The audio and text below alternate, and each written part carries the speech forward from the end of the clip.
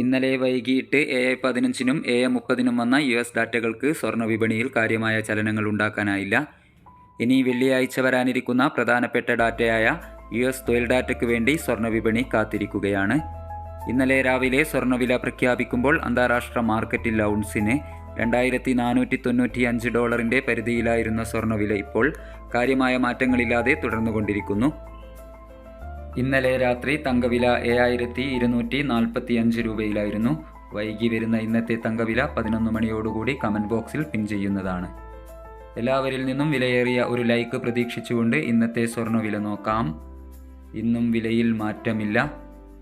4/9/2024 പവന് 53,360 രൂപ, ഗ്രാമിന് 6,670 രൂപ. സിൽവർ 90 രൂപയിൽ തന്നെ തുടർന്നുകൊണ്ടിരിക്കുന്നു. Thank you for watching.